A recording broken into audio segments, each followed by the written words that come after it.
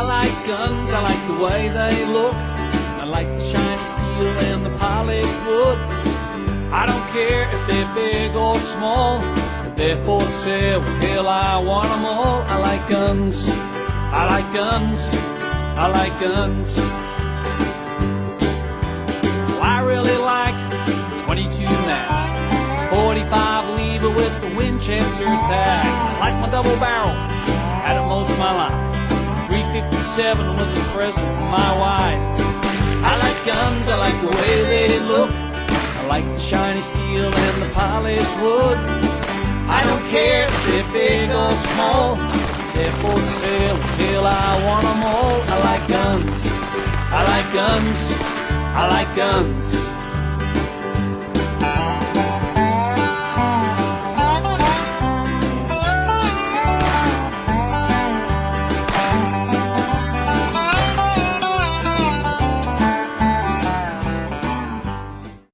Folks, welcome live. What is it? And if you want to see the rest of that little song, you can go to Mike Hansen Archives On YouTube. It's on my favorites. I like and that. on you got a Facebook too now. You're working. I like that little. Nate, why don't you put that up on Facebook? I love that little song. It's pretty I good. like my Yeah. guns. Catchy little song there, yeah. Well, you know my position on gun control, don't you? What? No. Taking proper aim at what you're shooting at.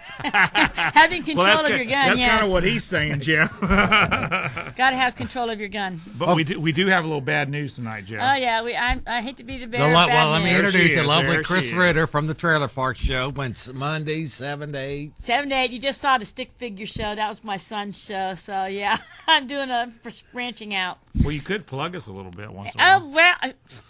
Anyways, I got some bad news to break to everybody out here. Our favorite Robert Recon Kurtz passed away last month on March 15th. Put the picture up, gang. Anyways, y'all know he did the Forgotten Messages of the Stone. You see, he did a lot of Bible studies. I helped him produce some of his shows when he first started to go on air. He was at most of our rallies too.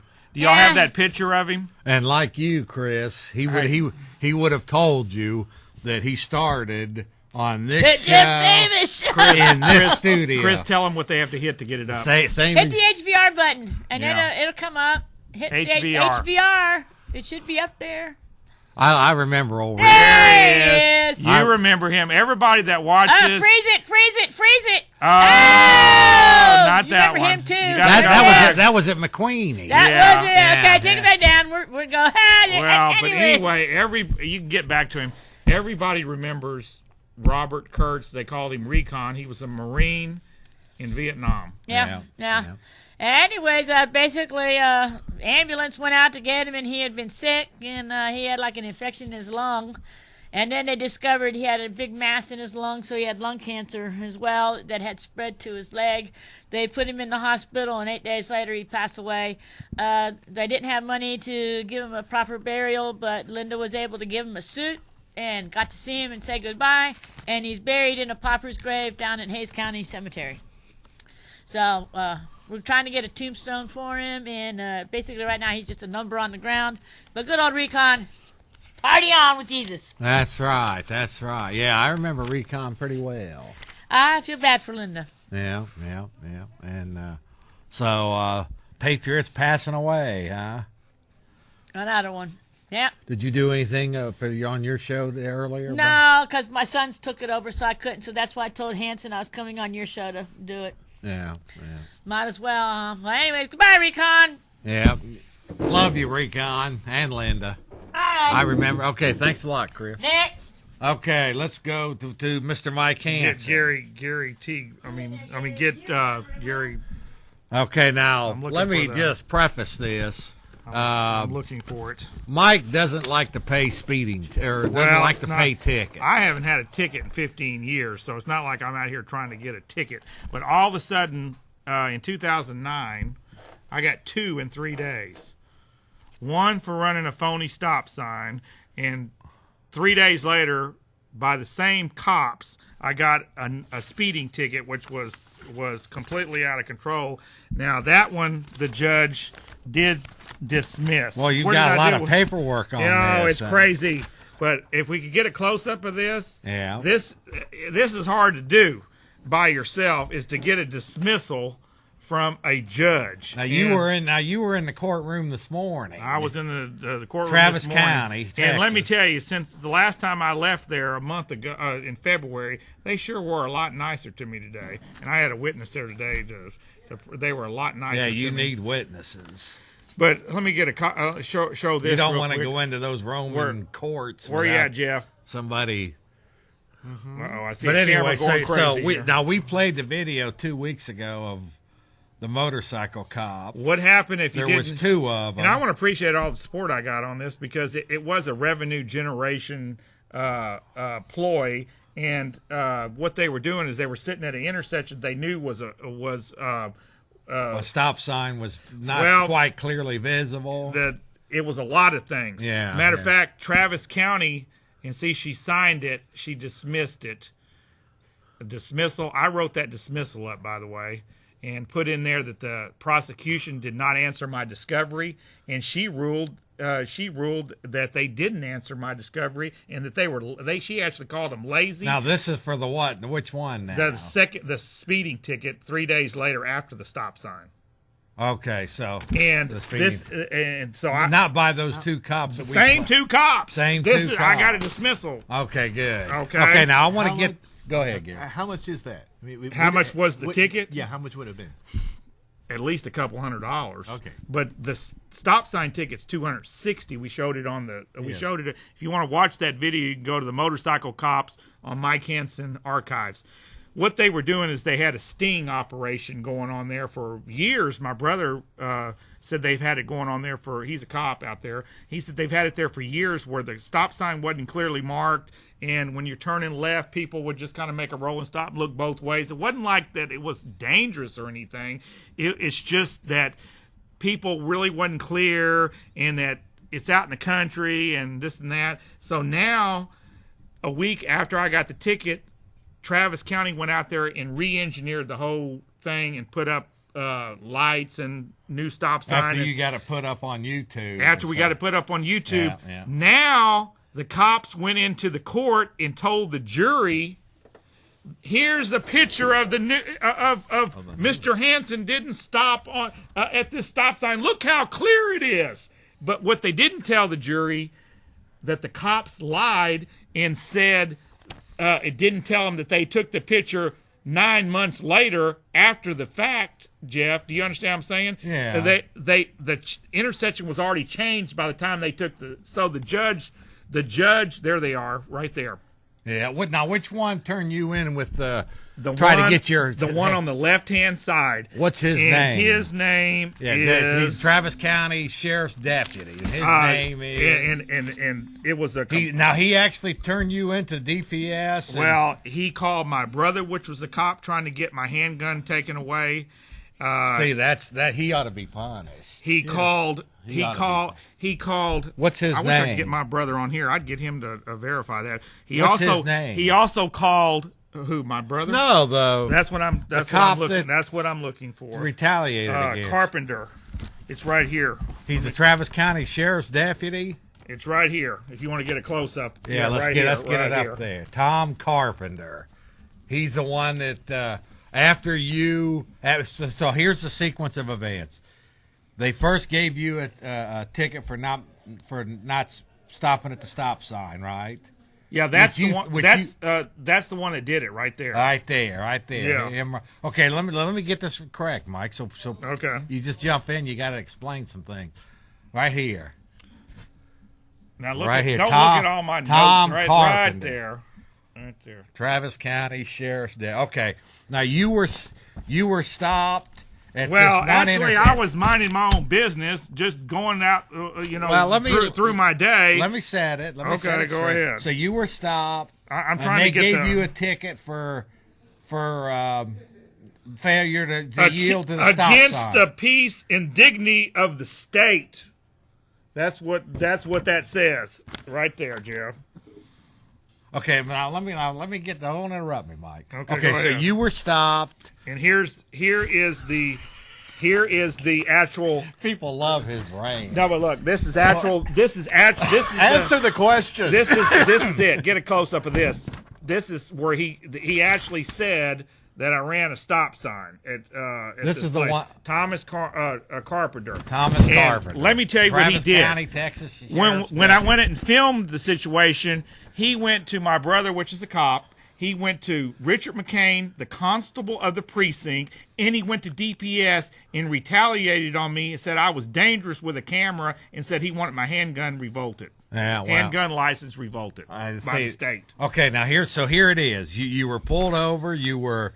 They gave you a ticket for not yielding to the stop sign. That you Disregarding a stop sign. I did not disregarding disregard a stop sign. It's Okay, right here. So you came back around 5 minutes later with your camera. And You were mad about the fact that. And I got on tape. In 10 minutes, he gave out 8 tickets, Okay, $260 a piece. So I went up to now him. we saw that video Well, 2 weeks ago. I went up to him and said, "Why are you doing this? If the intersection is not quite correct, why don't y'all fix the intersection instead of doing revenue generation on us?"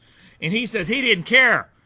He's just like a Nazi, you know. He just says, "Oh, I'm doing my job. That's just the way it's going to be. It ain't my job to fix the intersection. That's the county's job." Okay, well, I call the county, which is Hubert's office. That's okay, the- now which one did you get? You got the speeding ticket. That was dismissed. 3 days later. You're jumping ahead. Okay, but because 3 days later they saw me again and gave me a speeding ticket. Isn't that something? Isn't that Same something? 2 cops. Yeah. And so the judge, And you got that dismissed. I got it dismissed on because the prosecution, still got the the- state is so lazy they wouldn't even answer my But you discovery. still got the disregarding a stop sign going on. And this happened November. Let's get a close up of this. This happened. Okay, so they got you for disregarding a stop sign. You went and got video of them Yes. and interviewed them, and then Sheriff Deputy Tom Carpenter retaliated against you for getting that video. Oh yeah. See, he should be forced to resign. Well, Or something even should be some done. jail time, 3 months, 3 or 4 months of jail time. I think they can't be doing that. Is Just 'cause this you're out. William Hanson? Okay? So Okay, Billy. This is my brother, Billy Hanson. Now, you're he APD. yeah, APD, Billy. Okay. Now, I want you to verify that you got a call by Thomas Carpenter. Now what? That- That again? You remember when the Travis County Sheriff's Deputy. Travis County deputy called you? I don't know that he called me. I might have called him. Okay, but what did he say about trying to get my handgun license dismissed? I think he thought you were a little mentally unstable, and he thought you shouldn't have it. I think that's the way I took it. Okay, but why would somebody with a camera be mentally unstable? I don't understand that. He also called the constable. Billy, do you think that's right? Do you think he should be retaliating against Mike just for getting video of him? I don't know. I don't know what he thought. I thought in my opinion, he thought Mike was, he thought Mike was mentally unstable. In his opinion, I mean, What does that mean? but, obviously. So anybody with a camera these days and filming the police are mentally unstable. That's what they're teaching y'all in these schools now? They didn't teach me that. I mean, that's what I think he thought. I can't speak for We could say. him, but I didn't really talk to him that long. But he did, I in think fact. you just mentioned it. And Are you aware I got the second ticket dismissed 3 days later when they gave me the speeding ticket 3 days later? I got that dismissed by a judge. I don't think I was aware. I think didn't you get the first one dismissed? Not yet. I'm still working on that one. But they completely redid that whole intersection. Oh, I know. I know when I called you and told you. And they've been doing this revenue generation there for how many years? Well, it's still doing it. Still doing it. Oh, this is an awesome police officer Yeah. saying this stuff. That's Okay, Billy. We just wanted to verify that. Thank you, Billy. God bless. I'm not on radio, am I? You're on No, live television. No, you're not on the radio. Bye. Hey, how you doing, Billy? This is the Jeff. How you doing, Billy? Worldwide. Good. You're on worldwide. This is a live global webcast. Oh my God. Bye. Thanks, Billy. Good hearing from you. Hey, also, That's APD now. yeah, he's been in for a long time, like 25 And they're still years. doing the revenue generation on y'all. Okay, I better get out of here, I Jeff. want to say something. First of all, a police officer is not qualified to diagnose if somebody's mentally unstable. They have Well, Good point. it's retaliation It to is. to try. Look, listen, I've been checked out by the FBI. When you get a handgun license, they check you from top to bottom. Right. So how is this stupid cop on a motorcycle just because I went up to him on a with a Because camera? you challenged. It's retaliation. He didn't It's even. it's what He Jeff wouldn't is even saying. have known I had a handgun if I wouldn't, because you're supposed to tell them when you get pulled over, you got a handgun in the car. I Or think, in the- I in the- think he ought to get 3 or 4 months of jail. I think you ought to get fired for Well, it. fired and then some jail because you just can't go around doing it. And that is Travis County Sheriff Deputy Tom Carpenter. But you know, being in these courts, I haven't been in these courts, Jeff, for about 15 years.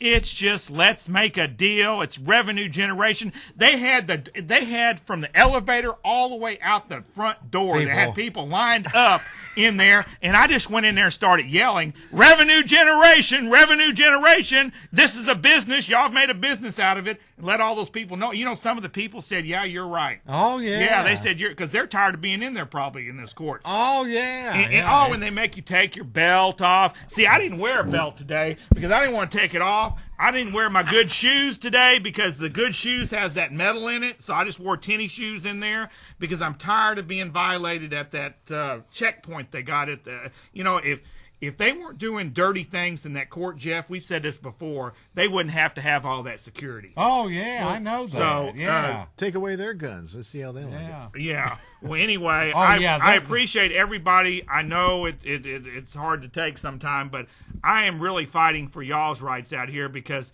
you know, until they get rid of this revenue generation, they're now wearing these things on the motorcycle, the little black. It looks like they're thieves in the night. Yeah. They're wearing a black velvet thing. We saw them today on there, and they had so many people pulled over, and they're just revenue It's generation. just terrible. Isn't They it? they look like Darth Vader out there now. Yeah, Well, and you know, with a black ski mask on their face. yeah, isn't that something? Oh, it's absolutely crazy. Yeah, it's So okay, Mr. Mike Hansen. okay, and then we're gonna have George Butler call in just a minute. He wrote an article. You can go to greencity.com and he's gonna explain it to you. Well, About the I article. want to ask you a question. Yeah, You said that you had a trial. Did you have a trial? today. No, on this thing with the sign. The You sign. said that they showed a picture. Okay, that the was first. ticket. Okay, that was in Justice of the Peace Court. They threw that out because the cops lied on the Oh, stand. they threw that out. Okay. Okay, now I'm in appeal over at the Travis County Courthouse, and that is a different kind of Oh, that's a court. It's a you know More where- Roman Empire. Oh, let me tell you, I had a real nice judge. Her name was at Well, I first. wouldn't- Well, no, I would be really hesitant to no. say that. I'm telling you, You're the not truth. done with it No, yet. no, I'm not talking about the judge I got now. I'm talking about the one that retired. What is her name? You made it retire. No, her name was. What the hell was her name? I had it written down. Gene Muir. No, it ain't no Gene Muir. Just think of that. We've got an awesome police department officer now. It's saying on Is that still doing that it? He they're, said. that they're generating revenue. I'm looking for her name. Oh, that's big time stuff there. Well, I wish I could find her name because the other judge was really nice. This judge here, I'm not really clear what she's trying to pull Yeah. off. But anyway, they said So it, when's your next court date? May 11th. That's they'll- and that's for the stop sign, disregarding the stop sign. Well, And you're hoping to get that one dismissed. I didn't actually disregard it. They But called you're it hoping to get that one dismissed. called it a We want it dismissed. They called it a rolling like stop. the speeding ticket. We want it dismissed. They called it a rolling stop, Jeff. You understand though? You want it dismissed, right? Yeah.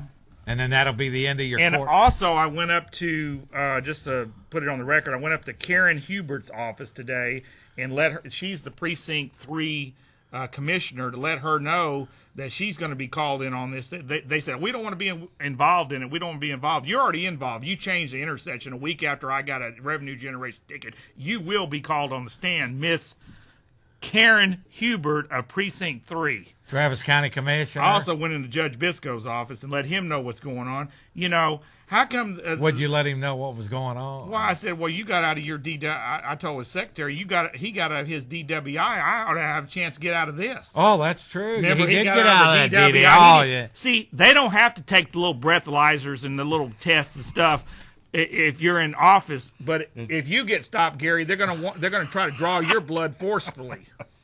Yeah, that's what's right. going to happen. That's right. Welcome to the New World Order, Mike. Well, God bless y'all. You're in these Roman courts. Get back in here and get somebody else in here and get all my paperwork in order. Gary, come you on, gotta have step your in paperwork here. in order. And then we're going to go to lovely Lorraine Denardis. We're going to talk a little bit about immigration. And now let's get an update on Mr. Gary Teague, actor extraordinaire. What's been going on, Gary? It's been a pretty quiet week, actually. Has it? Yeah, just a whole lot of nothing, mainly. There's some independent shoot. Yeah, it's coming up, and some feature films coming into Austin. But There is for sure. Yeah. I've been hearing that for the last couple months. yeah, I think one of them they call The Home, and I'm not sure who's the cast, but I think it's supposed to be coming here pretty soon. I'm ready to get back to work. Me too. I had to turn down that one job because I've only got one car right now. Just a couple of weeks ago, I had to turn that one down, man. You're the one that helped me get it in there. Yep. And but yeah, I'm ready to do some more stuff. Have you heard anything about Bernie? I haven't. Richard Linklater's film. Yeah. Excuse me. I worked with Jack Black and Matthew McConaughey on that one. It was a good shoot. Yeah, That's coming out sometime in the summer, I heard. What about Wilderness? and same with that. Nothing. I haven't heard a thing on it. Yeah. I'm looking forward to when it does. What about hopefully. Good Christian Bitches? They shooting anymore? I don't think so. Yeah, I'm not sure what. That's ABC. Yeah, ABC. Yeah. Right there it is, folks. In fact, Lorraine Denardis, she did an excellent job with you last week. She's got you a shot of you in there in the control room, and you scroll down to the description, and she's got a link to your Explore Talent acting page. Yeah, she really does an excellent job. Did you see that? Yeah, I did. Yeah, I sure did. Yeah. But the easiest way, just Google Gary Teague, and I'm rooting for Gary to make it big. And this is, I've been saying for a long time, this is a star maker show. I mean, let's face it. And Gary will just be the next one I'll be able to boast about. I mean. I hope I make that come true. Have you heard anything about the incentives for Texas? Is it haven't. still $10 million, or what are they debating? Yeah, I think they're pretty well sticking to that figure. By the way, I'm friends with Donna Dukes on Facebook now. Oh, good. And Michelle Vyas. Because I mean, but Donna has really been a great asset for the film industry. Yeah, she has. And that's good. Yeah, I didn't think I'd ever end up saying that, but Your friends. yeah, I mean, yeah, it's just like us. Here we don't always agree on everything, but things that you can, and that's should. we agree You on know? most things. Yeah. Do you agree with my definition of gun control? Taking be proper sure- aim of what you're shooting at. I like that. That's a good definition. That's true. Yeah, that's the way I feel about it. I think people should be able to have guns, bombs, Well, now just as that's- long as they're responsible with it.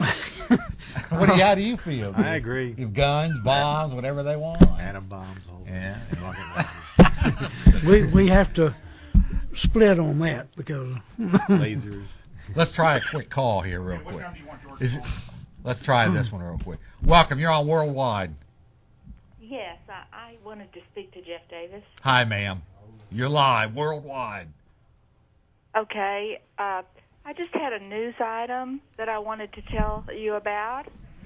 Okay. The Texas State Comptroller has had a major data breach, and they have exposed the Social Security number and personal data of 3.5 million people who get checks from the state, like retirement checks or unemployment checks.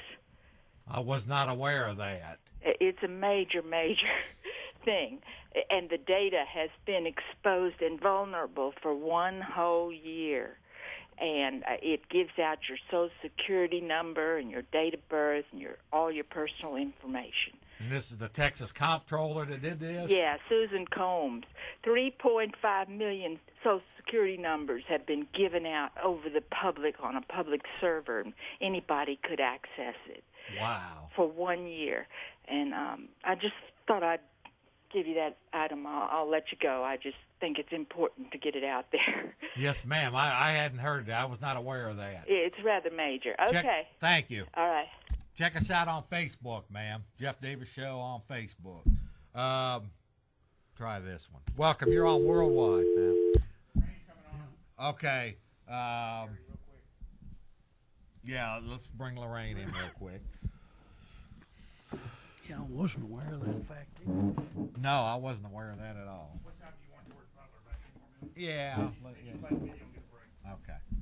Okay, now join us, the lovely Lorraine, an artist. You look Hello. very nice tonight, Lorraine. Well, thank you. You look very nice. I had a promotion today. Yeah. Oh, you did? Yes, it was my job to make sure all the men of San Marcos, Kyle, New Braunfels smell a little better. I was giving out deodorant coupons. Uh-huh. And actually, I was giving out soccer balls, too, because they were doing sort of the Mexican soccer.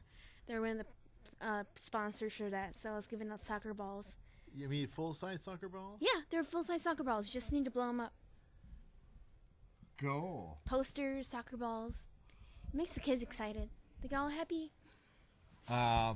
You can check out Lorraine's Facebook too. Now, okay, let's go ahead and promote these events. Yeah, you can. We've got some great, Lorraine, an artist on Facebook. Let's go out and Mike, could you bring that paper in here to me with the? Yeah, they already. Do we have graphics of them? Yeah, and don't forget to promote the Waco thing. Yeah, I'll do that first. But we've got a full, and she's going with us. You going up to Waco? I'm going with you to Waco. You'll enjoy it. You'll enjoy it. Yes. Okay. Okay. So there's some nice events going on here in Central Texas this over the next month or so. So we're gonna go ahead and promote a few of them. First off, we are taking a 15-passenger bus up to Waco, Texas on April the 19th, which would be next Tuesday. Yes. Yeah, next Tuesday. It's the 18th annual memorial service. Several of the Branch Davidians will be there. And then we're going out, and then we're going to take a cruise out to Mount Carmel facility in Waco where the actual mass murder took place 18 years earlier. So do we have that information, Mike, or? Okay. Okay. Now coming up here. Now, Lorraine, I got this from your Facebook page. This is to me. This shows the power of Facebook. I didn't know anything about this. But I didn't organize it. They just invited me. That's why it was on my Facebook page. But it is this Friday. It's a rally for peace. It sounds like a good bunch of people involved. Norman Yes. Horn. Mm-hmm. Tell us about it. Apparently, it's going to be on the drag at 4:00 on Friday. They're going to have a sign-making party tomorrow at the Libertarian Longhorns meeting. And that is in the engineering building. I think it's 2.114 is the room, and they meet. That's the room they always meet in. So if you've been to one of their meetings before, that has not changed. It's going to be same time, same place. They're also going to have a sign-making party at the Austrian Economics meeting, and that's a brand new club. It's for everybody interested in Austrian economics, and I believe that's an open club too, so anybody can attend that. I've never attended it because that's when the Texas State meetings are, but they're going to have a sign-making party at that meeting as well, and that's at Brave New Books, and Brave New Books is also on the drag on Guadalupe Street. Mm-hmm. Okay, now here we go, And folks. that's at 8:00. Here's the rally that we're talking about here. Libertarian Longhorns, and there's a few other groups I think that are involved in it. It's called the Texas Rally for Peace. Boy, and we sure need it at this day and age. I mean, it just wars on every front now. Yeah. Right there it is, the Texas Rally for Peace. It's at the corner of Guadalupe and West 24th Street here in Austin, Texas. Coming up here Friday, 15 April 2011, 4 to 6:30 p.m. Texas Rally for Peace, corner of Guadalupe and West 24th Street, Friday, 15 April 2011. You've got Iraq, you've got Afghanistan, you've got Pakistan, you've got Libya. You've got they're bombing in Somalia, Yemen, and you've got the war on drugs, which is accelerating. So definitely a rally for peace is very appropriate. Definitely, especially when they're cutting everything else. And Yes. they should not be expanding war Yeah. and then cutting everything at the same time. It's kind of hypocritical. Yeah. Okay, and then coming up here on May the 7th, Saturday, May the 7th, this event is sponsored by the Texas Normal, and they're expecting hundreds, if not a few thousand, out there for this Texas Marijuana March and Rally at the state capitol, Texas State Capitol, Saturday, 7 May 2011, 2 p.m., Texas State Capitol. You know what, Jeff? I went to that last year, and there's actually pictures on my Facebook of when I went to it. If you want me to go right back there and bring them up. Yeah, that's fine. Yeah, I did go to that last year. It was I went to the actual celebration part, and it was very, very, very interesting. There were a lot of bands. They played nonstop, one after another. It's definitely worth making it out. So I'm gonna go. Well, wait. Okay. What do? You march? No, I didn't march. I just showed up after But the they march. marched. They marched, yeah. And there was quite a few people. I think they're expecting a real good turnout this year too. They yeah. And it's going to be at the state capitol, so that means the Texas legislature will be able to be aware that it's going on out there. Definitely. Yeah, cool. That's good activism. Two good projects. They had the big march for Arizona on the same day, and I think I got mixed up in that march instead. But I did end up going to the celebration afterwards. Cool. And if I can get off my lazy butt, I may go to one or two or one or both of them. The marijuana march is a lot of it's a great event. There are a lot of organizations there. They're having cookouts. Oh, really? Yeah. Cool. Cookouts there. They're selling food. Oh, that's a Stop Sobriety Checkpoint invite from Tag. Oh, yeah. He wanted to talk about that. Yeah, go ahead. Were you aware of that? Yes, and that's in the afternoon tomorrow in the JHR 120. I don't believe it's in the Capitol. It's the JHR 120 room. It does say on the Tag invite exactly where it is. I suggest going to Facebook and looking it up, but it's also on the Texas Legislature website. If you just go to the committee meetings link and then click on the bills for the Senate, it'll bring it up for tomorrow. That leads me right into my next question. House. Last week on this on this program, you brought up several of the bills in the Texas legislature going on right now, dealing with. That's right it. there. It Mike's is. got it up. Dealing with JHR 120. Beautiful, perfect. Criminal jurisprudence, 10:30 a.m. or upon final adjournment. On the actual Facebook invite, Heather says it's probably more realistically going to be around 2, even though it says 10:30. But if you do go, they have fast internet there. And cafeteria is not that bad. It's waiting there is just not that bad. It's kind of interesting. You meet lots of other people that share your ideas, and I didn't mind it at all. Let me bring this up, because last week on this show you said something that I should have really recognized right at the moment, but I didn't. We were talking, and I've been saying this for a long time. I mean, the immigration issue. First off, I think it's immoral and it's wrong to criminalize people just for walking across a border. and to terrorize people, put families in places like. An unreasonable search and seizure is Oh, yeah. extremely wrong. Yeah, but you brought but I've been saying for quite a while now that they're going to use the immigrant issue as a scapegoat to bring tyranny to everybody, and you can see this now. I mean, try to go to Mexico now. 15 years ago, Gary, I went to Mexico, just go drive right on. Now you got to have a passport, and they're searching your cars and just terrorizing. Mm-hmm. Okay, so the point is they're using the immigrants as an issue to bring tyranny upon everybody. And last week you said that these checkpoint bills are they're under the guise of controlling immigrants. I don't think that's under the guise. That's actually one of their main selling points for the checkpoints, especially around the border. They're quite open about it. They want to check the licenses and make sure that everyone has a driver's license and they have insurance. And that on the southern, that is the whole point for the checkpoints, is to make sure people have their papers. Papers, please. Papers, please. I went through one of those checkpoints when I took the bus to Mexico. It's kind of a hassle. What happened? They stopped the bus and they came on and they checked everybody's papers. Not just the driver. Not just the driver. I had to show my passport. Yeah. You had to show your passport? Yeah. Where were you?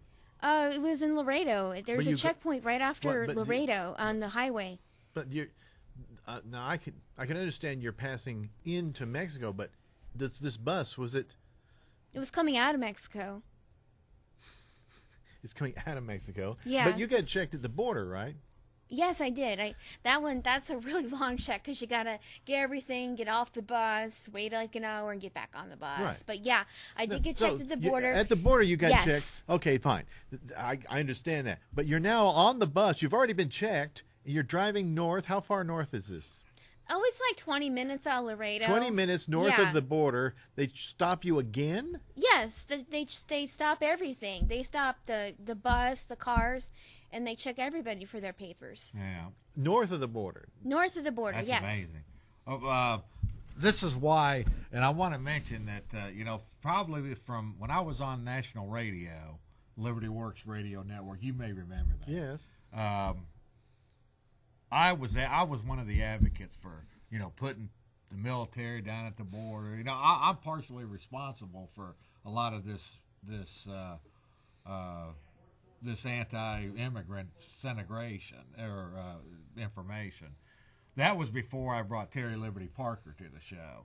And I want to say that I was wrong, folks. From 1996 to about 2004, I admit that I was wrong for advocating that. And I'm going to say the same thing to Mr. Alex Jones. Alex, if you're a defender of liberty and freedom, you shouldn't be advocating terrorizing immigrants, because for one thing, it is wrong. It's immoral. We know what they're doing up there in Taylor. Yes. You know the about detention center. That detention center up there. But secondly, it's they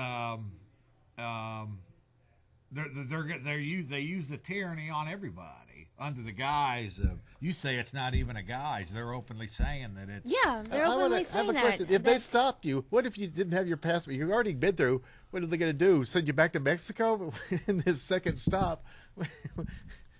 I don't know. I have my passport. I was fine. Yeah. But maybe I lost it within that 20 minutes. But at least you did. I mean, everyone does pretty much have their passports on them.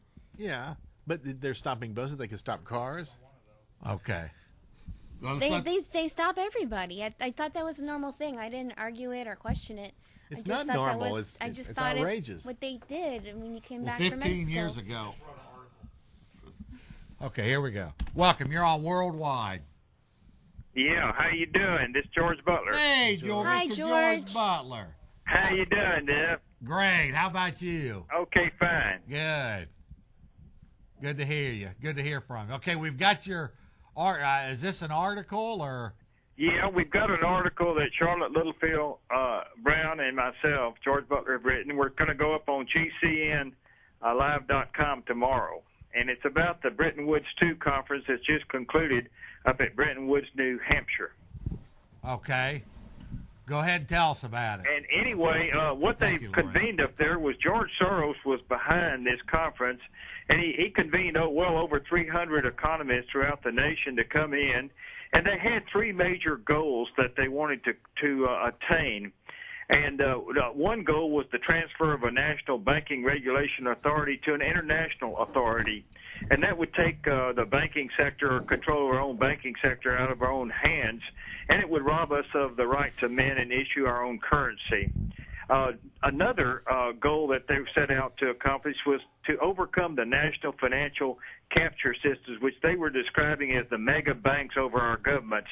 But they, in essence, are wanting to integrate themselves, the financial financiers, the internationalists, with the mega banks, because they are one and the same. The third goal that they set out to accomplish was to resolve the national sovereignty problem by creating mechanisms that supersede the state. And what they did was, this was more of a meeting and a conference of academicians than anything else. And they always want to use Kurt Lewin group dynamics and group management techniques to influence and to persuade large groups like this that they have to have this international institution to regulate these banks, because they got into trouble because there was not international regulation. But there was international, I guess. It was Bretton Woods. Bretton Woods failed. That was a currency agreement among the nations, and that agreement allocated a certain basket of currencies that were going to be allocated at that time. But this was in 1944. And it has failed. It's falling apart now. Well, what they're trying to do now is that what happened was the banks started, after the Glass-Steagall Act was repealed, they started turning into casinos, and the derivatives market was the biggest hit that they all took. And they took tremendous billions into the hundreds of billions of dollars of losses in the derivatives market. Then they used these bailouts and these credits by the Federal Reserve System to actually save their own financial institutions. Now, what they're doing now is they're bringing forth the idea that there was a financial collapse and a credit crisis that culminated in needing all of these new credits and these bailout packages, but it was actually went to them. What's the name of the article, George? The name of the article, it's not too original, and titled "The Road to Hell is Paved with Good Intentions." But anyway, it covers not only this conference, but there was another conference held called the National Conference for Media Reform, and it primarily was made up of I would say, a liberal group of people that are really centered around public broadcasting and national public radio, and people that are looking for government subsidies in their broadcasting endeavors. Yeah. Welcome to the New World Order, George. Jeff, you've been at this for years. You've been one of the leading, exposing this whole thing from the very beginning, so you know about more than most people. Wow, we're going to go ahead and play a little bit of your video, so... Okay, now this video was put out by the Institute for New Economic Ideas, and it comes out of George Soros' organization. Okay. We're going to go ahead. The Institute for New Economic Thinking. So and he's the one that convened this Bretton Woods II conference at New Hampshire. Okay. Okay, here we go. Thanks for calling in, George. Economics touches many parts of our lives. Jobs, education, health, security. The economy provides the foundation for much of what we value in our society and is central to all our efforts to improve the world. So when the economic system breaks, it spares no one. But during pivotal times in our history, we've learned that crisis and trauma also offer us a rare opportunity. An opportunity to work together to create real, lasting change. This is one of those times. If we are going to have a world that is sustainable, that is at peace, and that does promote justice and equity, we have to reinvent the economic model that prevails. The idea that something had to be done to reform economics started with some conversations I had with George Soros back in January 2009 at the World Economic Forum in Davos. The crisis was still very much in its most intense phase, and it was becoming increasingly evident that the economics profession not only had been partly responsible for causing the crisis, but had nothing constructive to say about how to pull the world out of it. So it occurred to me to say to George, you've been trying to reform the economics profession for the last 10, 15, 20 years. You've been a voice crying in the wilderness, but this is an opportunity when your voice is actually going to be heard. We flew people in from as far as Hong Kong, California, London, to come meet for 2 days, dawn to dark, at his home in Bedford, New York. This wasn't some club of like-minded thinkers who all think the same way. This was a remarkable group, I think, 3 Nobel Prize winners, other leading economists. We experienced what you might call confessional kind of energy.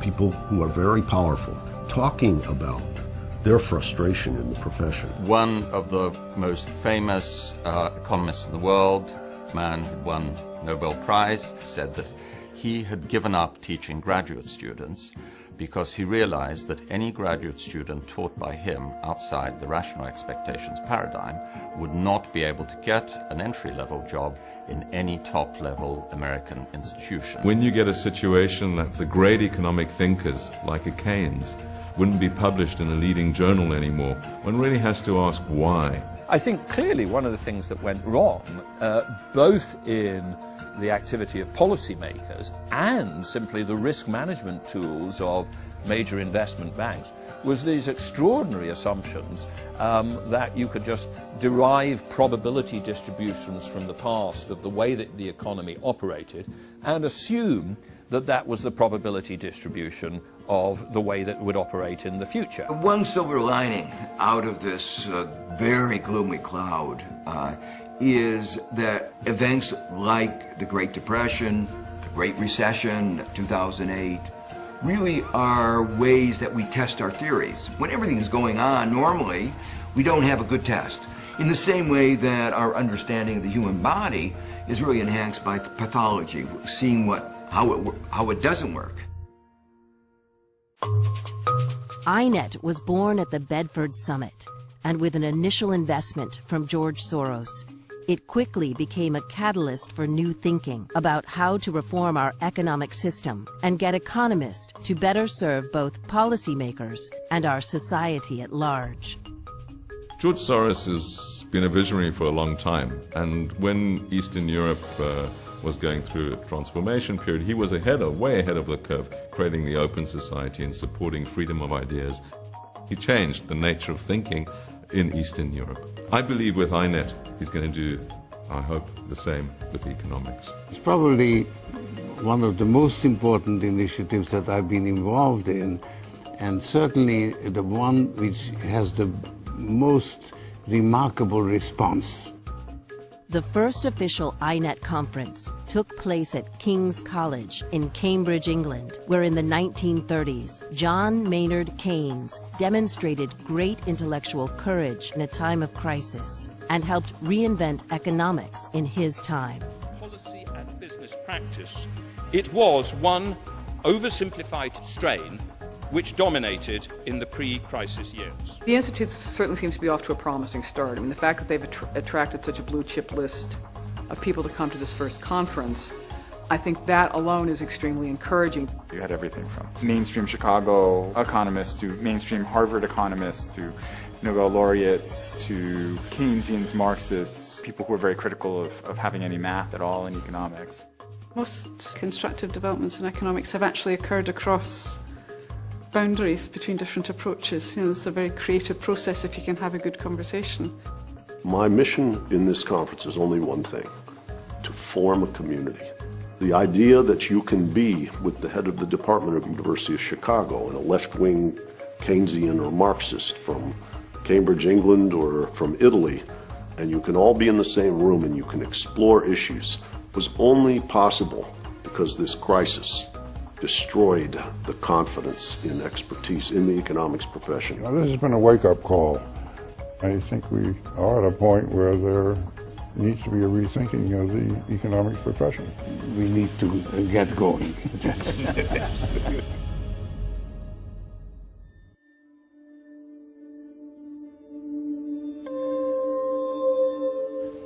How do intellectual revolutions occur? You have to unite the idea that there's something wrong. We're not quite clear what, but there's something wrong with the existing body of theory, the basic paradigms. This is clearly where we are in economics today. But you also need to motivate a large number of young people. They don't have to protect their past legacy. They need new ideas because that's how they break away from the past and create great reputations for themselves. Now, I see the real role of a new institute trying to drive such a revolution is to marry this genuine sense of malaise about what economics has to offer in finance and macroeconomics with the drive of the young. 50 years from now, people will look back to and say, that's how a new way of thinking originated. So I guess one of the interesting things for my generation to see in economics will be whether the world is as stationary as people would have us believe.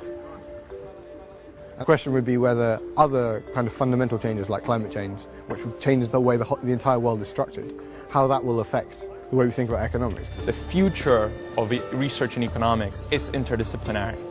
And the only way to foster that is through conversation between the disciplines. So how history can learn from math-based economics and how model-based approaches to financial markets can learn from financial history. This is really a good time for the economics profession. It's a very exciting time for young people because it's a time where people can begin to question the reigning paradigm.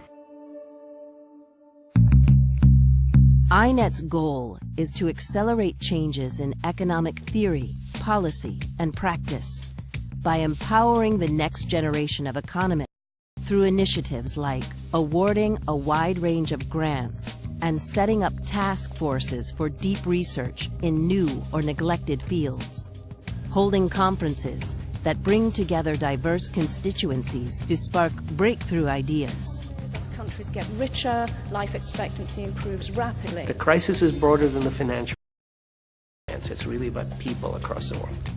INET will also grow a vibrant online community for sustained collaboration that gives voice to the next generation of economic thinkers.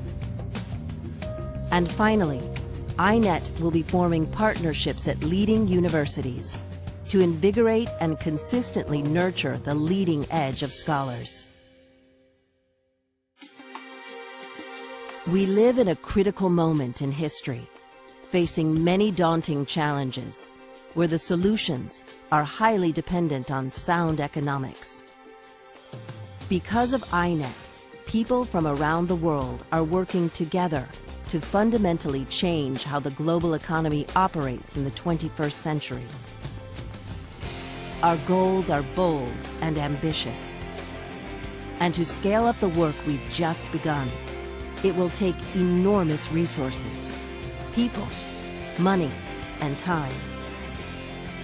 We have a once-in-a-lifetime opportunity to transform economics as we know it, but we need your help to succeed. Please join us.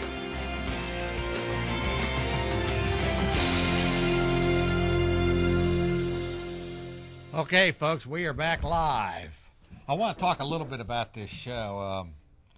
This show has reached millions, not just this television show. I mean, there's only what, about 500,000 potential through Grande and Time Warner. But when I was on national radio, nationally syndicated, we had jdshow.com. You may have seen that old website. Oh, absolutely. We were reaching out to, we were getting millions of views on it. But I wanted to say that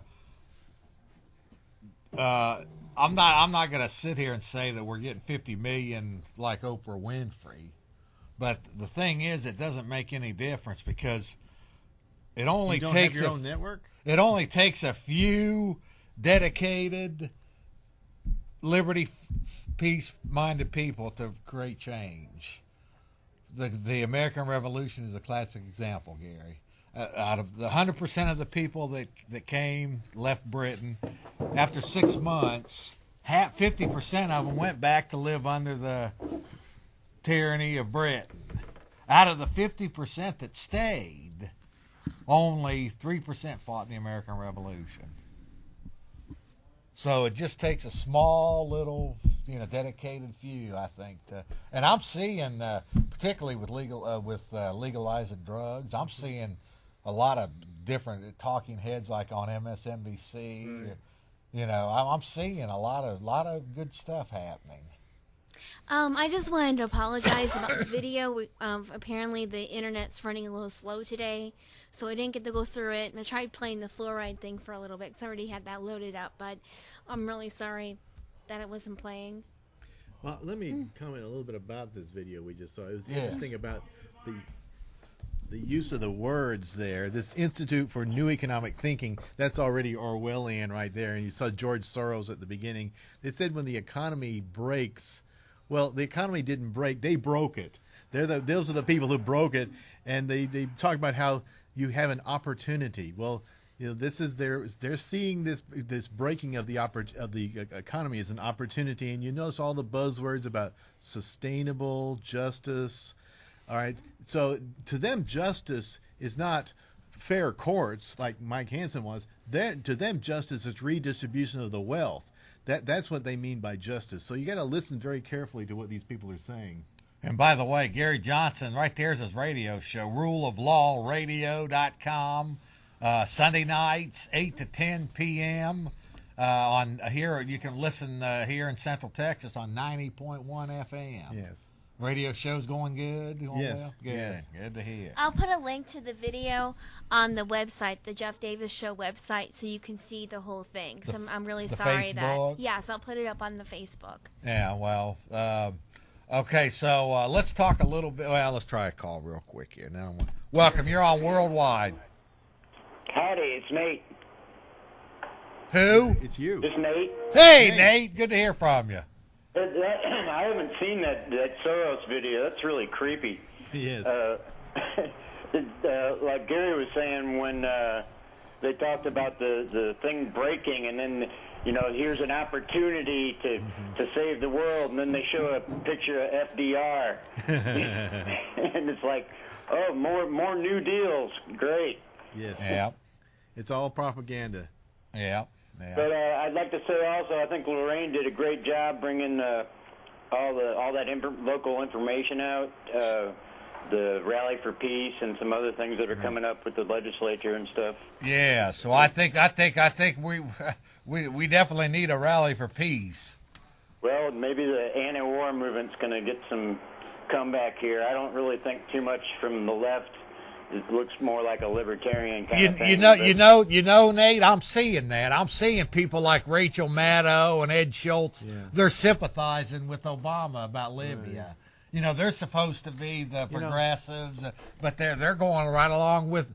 It's like if a Democratic president goes into war, the Maddows and the Schultzes, it's okay. But if it's they were kind of quiet when Clinton went into Bosnia too. Yes. Well, you that's a see good the point. bumper stickers that said nobody died when Clinton lied, which is wrong. Right. You're right. Yeah. There's plenty of people that died when Clinton lied. In fact, all through the Monica Lewinsky thing, I think is when they were sending the planes over there. It was a complete wag the dog kind of the dog, right? Yeah. Deal. Yep. But anyway, great show tonight, guys. Hey, Gary, are you going to be going to Waco? I'm going. Everybody's going, Nate. Everybody's going, and we got it on the screen. If you want to make your own way up there, the bus is full. You can sit with me. Yeah, the bus is full. Good. Okay, but if you want, it's open to the public. If anybody wants to get up there, Well, you can still call us. We'll make sure you get up there. But if you want to get up there on your own, there's how to get there, and there's Clive's number if you need any other For any directions. information, 292-0070. Absolutely. Area code 512. And I can't wait. 292-0070. We got some good things coming up. Mention quickly here again, real quick, Mike. Thanks, Nate. All right. Okay, real quick here, folks. Coming up here this Friday, Texas Rally for Peace. And I want to commend the Libertarian Longhorns. You're familiar with a lot of them, yes, right? Norman Horn. Norman Horn. Yeah, he's been a guest down here. Yeah, Texas Rally for Peace. Gosh, I mean, you've got wars pretty much going on everywhere. I think a Texas Rally for Peace is pretty appropriate. Yeah, definitely. I mean, like you say, everywhere now there's something, conflict going on or war. Or, yeah, April 15th is tax day, so it's very appropriate. That's true, too. That's probably another war, too, to a lot of people, yeah. And then coming up here on the 7th of May, Texas Normal is presenting the Texas Marijuana March and Rally at the State Capitol. That'd be Saturday, 7 May, 2011, 2 p.m. So three good events going on: Waco, Texas Rally for Peace, and legalized pot. Probably go to the NORML. Yeah, right there. Oh yeah, thank you. That's very good. Very good. Right there it is. And final comments, Mr. Gary Teague. Well, it's been a good show tonight. Had some good calls. What do you think about the APD saying that? Oh, yeah. That was a classic. Yeah. Right? Am I on the air? I'm not on the radio. Officer admitting that the Travis County is collecting revenue generation. It's still doing it. And yeah, they're still doing it. Yeah, right there. If you want any information, folks, right there it is. And we scroll down a little bit, gang. Scroll down just a little bit. You'll see there's a bunch of stuff going. There's got stuff going on there. That's but anyway, that's it for this week, folks. Thank everybody. Love you, and we are scheduled back here next week live. See you next week.